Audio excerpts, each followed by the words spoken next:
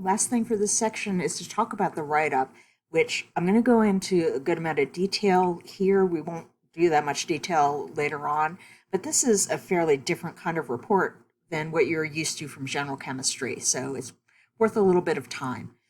On As You Learn, there is a file called Detailed Lab Guidelines, which cover a lot of this, give examples, and if you toughed it out through the end of my IR video, you will have seen where I talked about the value of seeing things from different perspectives.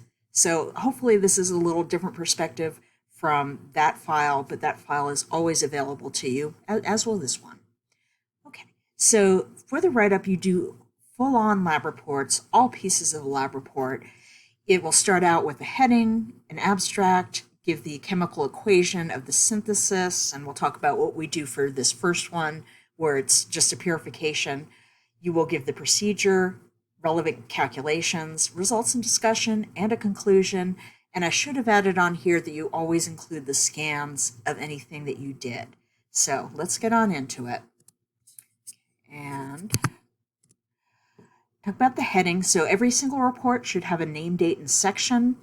The unknown ID, so for the organic chemistry, you're just going to have a letter as your ID.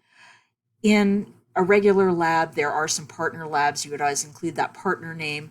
I put it there because you are hopefully successfully getting through this and going on to Organic 2. So just so you know, that's where that would go.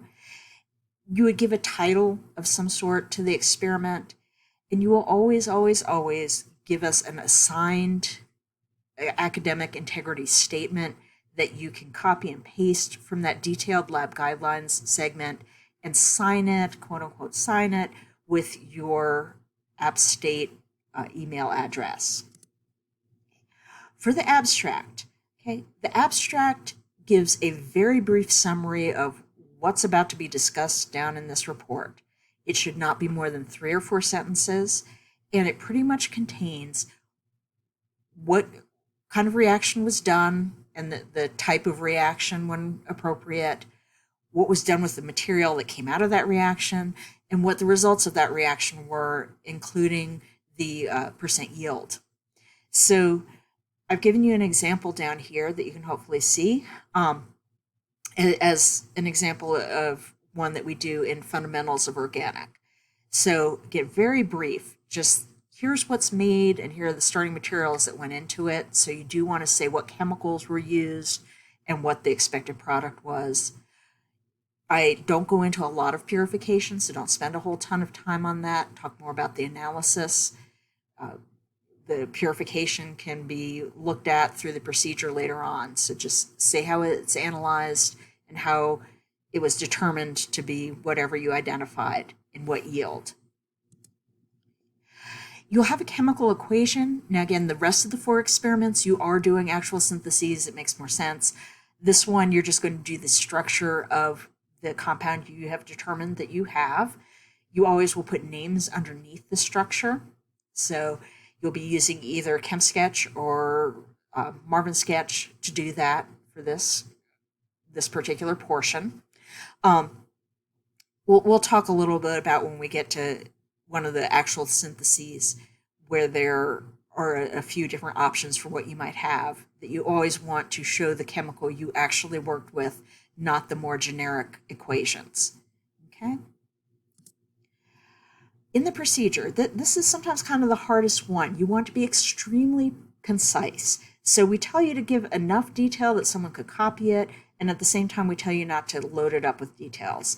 So one of the key things you want to put in is any kind of chemicals that you use, you want to put in exactly how much you use and how many millimoles that is for the things that are involved in making the product. So again, today that's not going to be relevant because you just took a sample to be purified and it's fine to say that. But when we get to the later ones, you are going to put the reactants in with millimoles. And when I do the hydrolysis experiment and talk about the paper, we'll get an example of that. You don't need to be that specific if things are just solvents or catalysts or washes. Again, things that'll come up later for different parts of the experiment. You do want to say how long things are done. You do want to put in measurements of what you end up with.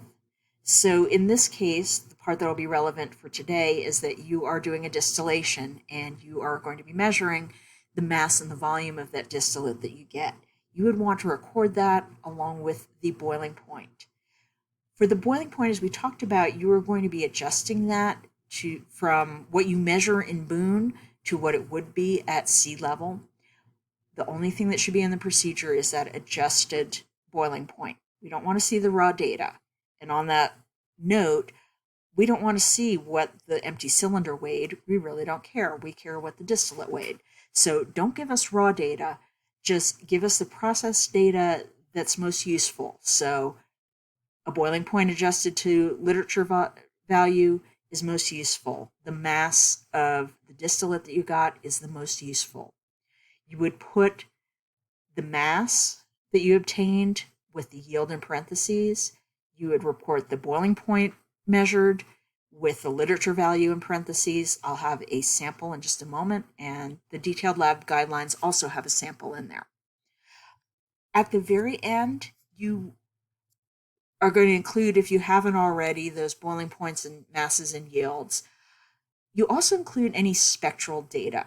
So what will be relevant today is the IR spectra. You include things that you can go and compare to something in the literature.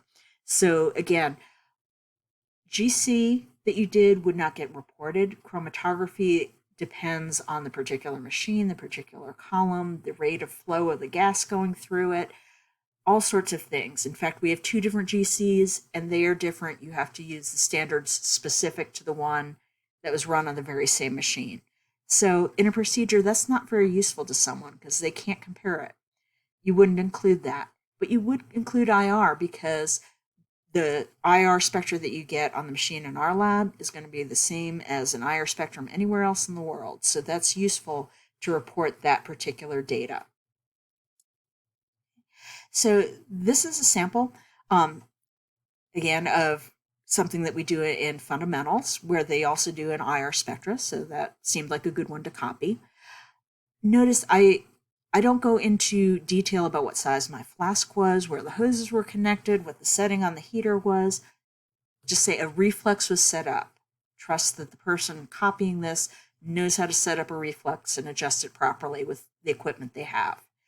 I do note in this the amount of millimoles of the 2 different reagents that go into making the product that I'm interested in.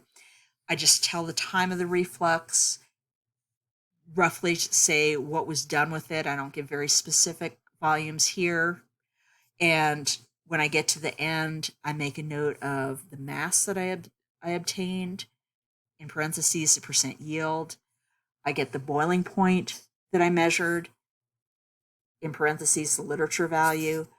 And I just note that it was analyzed by GC, but then, or both GC and IR, but then I do actually list this IR data. So the detailed lab guidelines have this format in there, but I would note what kind of plates, that the numbers I am showing have units of centimeters to the -1, and then I'd list the peaks that I saw in my IR chromatograph to make a proper procedure.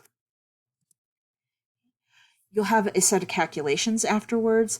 There's not much for this first one, so really just the adjustment of the boiling point and calculation of density are all that we care to see. You don't even really have to show the mass, how you got the mass of the distillate. I think we know you can do a subtraction of distillate and cylinder minus the cylinder. So don't worry about putting that in, but temperature adjustment and the density. In the later ones, you'll be doing theoretical yields, and that'll be the biggest part of the calculations. It's not relevant for this very first one. Results in the discussion are the big part. So it asks you to give a paragraph giving an overview of what happened, what changed, to let you know that a synthesis happened. Again, not relevant for this one. It will be for the later ones. So if you launch right into the tables, that'll be okay. You're going to do a table for the physical properties. So it just needs to be the ones that you actually measured in lab. So don't give me molecular weight or anything else that you may have found out about your compounds. We didn't do anything to find the molecular weight. but we did find density and we did find boiling point. So list all the 5 possible unknowns and give the literature values for the boiling point and density. In the final line, give it a row for what you measured for your density and boiling point for comparison. And then below the table, you would give text explaining which is the best match. Include those values again to say the boiling point of the unknown compound was 103 degrees centigrade, and that matches best with the 1-pentanal as shown in the table above. Do it only talk about what you are talking about for the physical properties. So don't tell me that because the GC said this was pentanal, the boiling point matches pentanal. Don't do that. Just say from the data itself, what's the best match? And the boiling point and density might not even match. That's okay. It might not narrow it down to a single thing, especially on density. It may narrow it down to 2 or 3 out of the 5. That's okay to say. Don't overstate what your data tells you. Just say what it indicates. Okay. Your IR is also going to have a table. It is going to list just the peaks that you see in your IR. And then below that in the text, you're going to explain what each of those peaks indicate about the functional groups that are present. So again, don't overstate it. If it shows an alcohol, it does not tell you it's 1-pentanol. It just tells you there's an OH present. There could be 20 different alcohols in that sample. It would look the same. So all you can say is that there's an OH group present and state that. Where relevant, say what is not there. Again, for the 1-chlorobutane people, or for someone going between the pentanone and the pentanal. So you'll have a table for the GC as well. It will list the retention times of all the 5 standards and then have a row for the retention time of yours. Text below is going to identify the best match, putting those retention times in the text again. And always make a note for GC about the purity. So if it's a single peak, make a note that it is pure, as far as you can tell. If the data has some discrepancies, so especially if your IR and GC tell you one thing and maybe the boiling point and the density aren't the best match, instrumental analysis is always the more reliable measure. But it is worth putting a quick paragraph at the end of your discussion to acknowledge that, to say IR and GC showed that this was 1-pentanal, the boiling point was closer to 4-methyl-2-pentanone, and the density also could agree with either one, but because the instrumental analysis is more reliable, the identity has been confirmed as 1-pentanal. Something like that, just to acknowledge that there's a discrepancy and to justify why you are making the choice that you make. The conclusion is like the other bookend to the abstract. So you're going to get a brief summary of what happened. So was the goal successfully completed? What evidence do you have that supports it? If something didn't support it, I give you an example of one where it's just acknowledged, no big description. Your reader can go back to the end of your results section to read your justification. In the conclusion, it'd just be a note to say, best support for this was the IR and the GC, the other did not match as well, something like that. You would put the percent yield in there. Again, not relevant for this first one, but for all the continuing ones, it will be. Last thing to note before we run out of time on this is make sure that any scans that you are given for the IR, the GC, or when we get to it, the NMR, are included in your report. So on a hard copy, you would always have this there. For GC, there's no reason to put in the standards. It's just the GC of your sample. Okay, so make sure that's going to be a part that counts for points to make sure that you've got those included.